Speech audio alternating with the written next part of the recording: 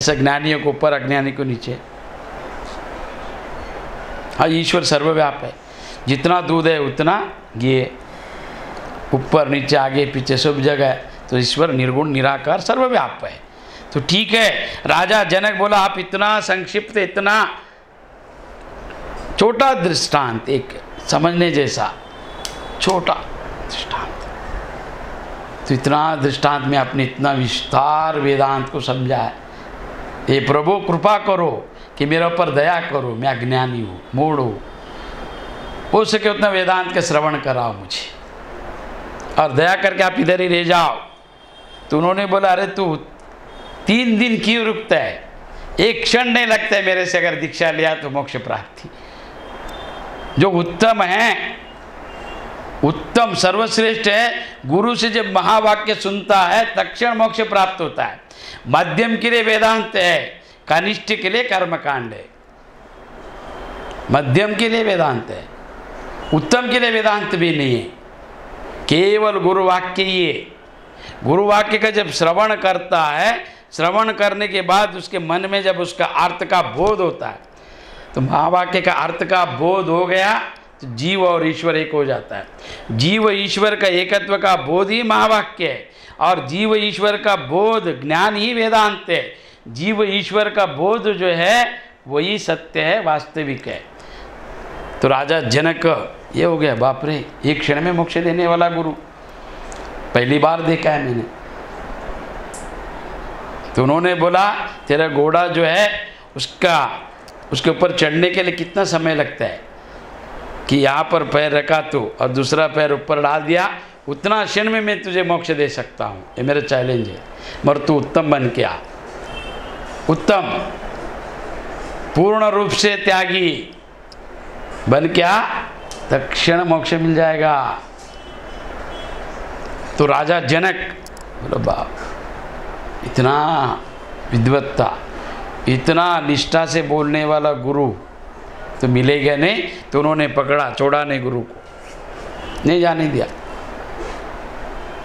फिर राजा जनक को बोला अरे मैं तेरा घर में नहीं प्रवचन करेगा, महल में नहीं, तो मेरे लिए तू बाहर सभा रख और सबको बुला, तू राजा है।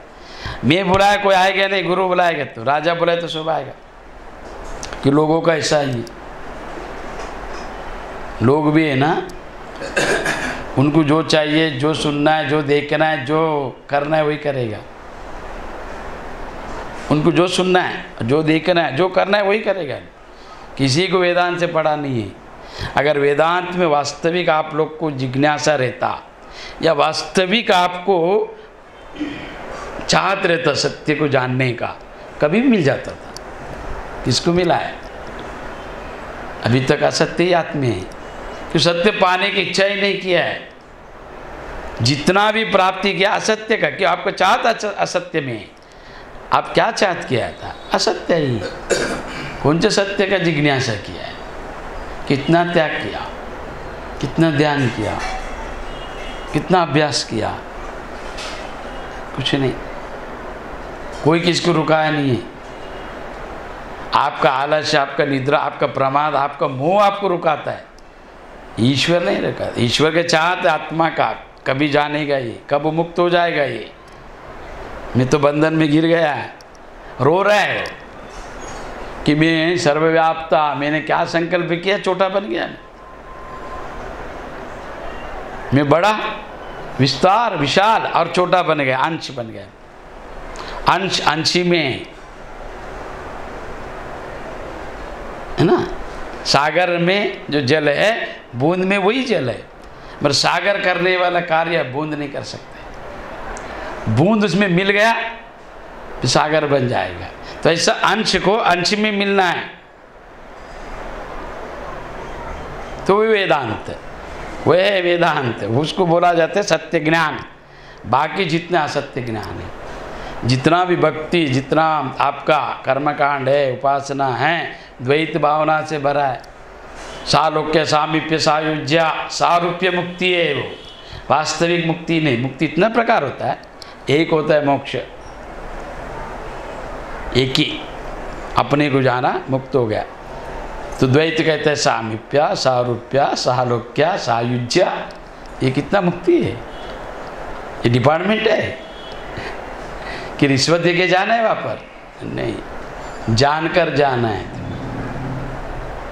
जानना है अष्टवक्र जी से। ये सब छोड़ दो। जो जो जन्म लिया है, जो आया है वो जाएगा, आया है वो जाएगा। जो नहीं आया है उसको जानो, वो आपका स्वरूप है।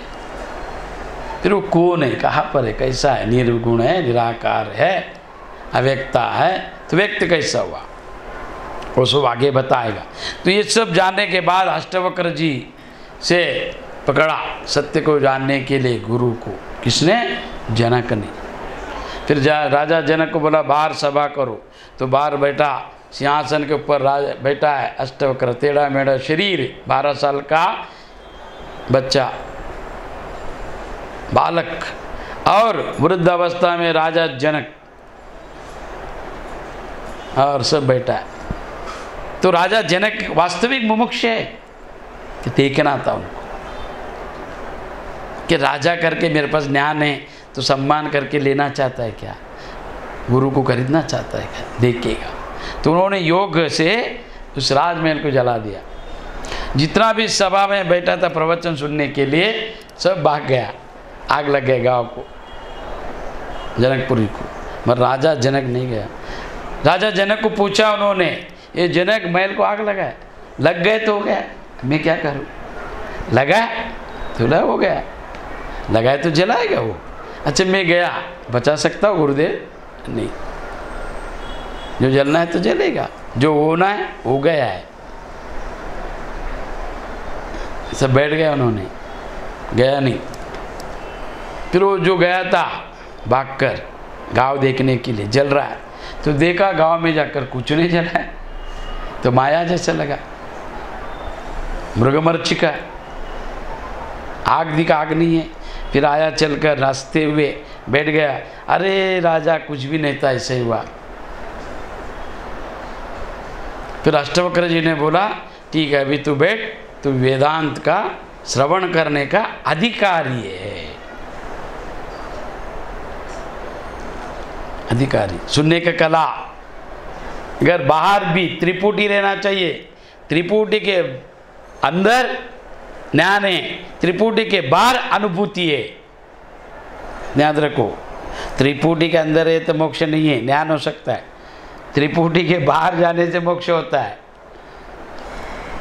ये सब अनुभव है, ऐसे नहीं आएगा, इतना सस्ता नहीं है, इतना नहीं। तो इसके लिए गुरु सेवा कर कर जाना चाहिए। किसके लिए गुरु किया? अभी का जो शिष्य है, युद्ध के लिए भागना, भोजन के लिए पहला, ये शिष्य विषय नहीं है। शिष्यत्व का अर्थ अलग है। शिष्य जो बन गया हो गया, वो गुरु बन गया, गुरु का अधिकारी है, वो ज्ञान का अधिकारी है, सिद्धि का अधिकारी है, बुद्धि का अधिकारी है, लोक कल्याण करने का अधिकारी है, उद्धार करने का अधिकारी है। खुद का उद्धार नहीं कर सकते, वो क्या करेंगे? व्यवहारिक है लोग, व्यवहार, लोक व्यवहार, लोक व्यवहार। और वो व्यवहार के झूठ है, कल्पना है, मिथ्य है, भ्रांति है। सब लोग करते हैं, कर रहे हैं। भोजन करना, खाना खाना, सोना पीना, हंसना खेलना, बच्चा पैदा कर, पशु पक्षी भी करते हैं, बिना रोए बिना धोए, कोई कंप्लेंट नहीं उनका। रोता है घर के लिए, पत्नी के लिए, पति के लिए, पुत्र के लिए, ये तो रोता ही रहता है, बिना रोए इसका दिल ही नहीं जाता है। ये कभी जगत में सुख भासता है, सुख नहीं है, वासना है। जैसे दर्पण में मुख दिखता है, मुख है नहीं है, दर्पण में मुख है किसका? दिखता है नहीं है। ऐसा जगत में सुख नहीं है, सुख दिखता है, वास है, भ्रांति। तो भ्रांति का निवारण जब कर लिया, वास्तविक सुख क्या है? जितना भी सुख है, जो भी सुख रहने दो आपको, वो अंतरंग में प्रतीत होता है। तो वो अंतरंग को जान लिया तो हो गया मुक्त। तो सुखी, नित्य सुखी। तो गुरु नित्य सुखी बनाता है, नित्य मुक्त बनाता है, नित्य शुद्ध बनाता है, नित्य मुक्त, उसको कोई बांध नहीं सकता है। नित्य शुद्ध, फिर शुद्धि का कोई उपाय नहीं, अशुद्धि का कोई अशुद्धि नहीं कर सकते उसको। नित्य शुद्ध बुद्ध मुक्त, नित्य बुद्ध, उसके पास इतना ज्ञान रहता है कि वो ज्ञान से आगे कुछ भी नहीं। तो ऐसा स्वरूप बनाता है। तो गुरु के पास जब शास्त्रार्थ, तो गुरु मान लिया, पाद पूजा किया, तो गुरु सिंहासन पर बैठा है, शिष्य राजा होते हुए भी नीचे बैठा है। और जनक कितना है, उनसे 4-5 गुना उम्र में बड़ा है। और गुरु कितना है, 12 साल का, टेढ़ा मेढ़ा ब्राह्मण, मधुकर करने वाला। और कितना अच्छा ये देखो नाम है मधुकरी। मधुकरी का अर्थ क्या है? मधुकरी यानी भिक्षा मांगना। मगर कैसा शोषण नहीं, द्वेष नहीं, छीनना नहीं, झपटना नहीं। जैसा मधुमक्खी पुष्प पे अंदर जाकर मकरंद को लेता है तो कुछ भी हानि नहीं पहुंचाता है उसको। कैसा लिया पता नहीं, मर लिया मकरंद ने, उसका नाम मधु, मध पीता है मधुमक्खी। मगर कैसा फूल को नहीं छोड़ता है, फूल को कोई हानि नहीं पहुंचाता है, वो पुष्प को, पंख को, किसी चीज को, मगर उसमें से ले लिया उसने, पता ही नहीं कैसा लिया। तो ऐसा गुरु शिष्यों से दान या सेवा ऐसे लेना चाहिए, ब्राह्मण और सब ऐसे लेना चाहिए, है नहीं? बराबर शिष्य रहना चाहिए। पहला दान अलग है, दक्षिणा अलग है। दान लिया करके दक्षिणा देना चाहिए गुरु को। आपने लिया, मैं उद्धार हो गया, आप नहीं लेता था पुण्य नहीं मिलता था, तो उसके लिए डबल दक्षिणा अलग है और दान अलग है। और देने के बाद कहना नहीं चाहिए, व्यक्त नहीं करना चाहिए, मांगना नहीं चाहिए, फिर से लेना नहीं चाहिए। द्वेष है, पाप है, अपराध है वो। तो वो बिना कामना का याचना करने वाला शिष्य। तो राजा जनक को उन्होंने देखा उत्तम है, श्रवण कर सकता है, ये राजा होते हुए भी इसमें अभिमान नहीं है। राजा जनक, और इनका बस क्या है, राजमहल छोड़ के आया है एक छोटा बालक से दीक्षा लेने के लिए, ज्ञान सुनने के लिए, ब्रह्म ज्ञान। और इनके पास क्या है, बुलाकर ज्ञान देना व्यर्थ है। अज्ञानियों को बुलाकर ज्ञान नहीं देना चाहिए, वेस्ट हो जाएगा, गुरु शास्त्र सब मिट जाएगा। जितना हो सके एकांत में रहो और इनसे दूर रहो, मैं बोल रहा हूँ। ऐसा निकम्माओं को ज्ञान नहीं देना चाहिए। हाँ, ज्ञान लेने के बाद निकम्मा भी बलवान बनना चाहिए, वीर बनना चाहिए, महावीर बनना चाहिए। ये क्या है? तो ऐसा राजा जनक को देखकर तो उन्होंने परीक्षा लिया।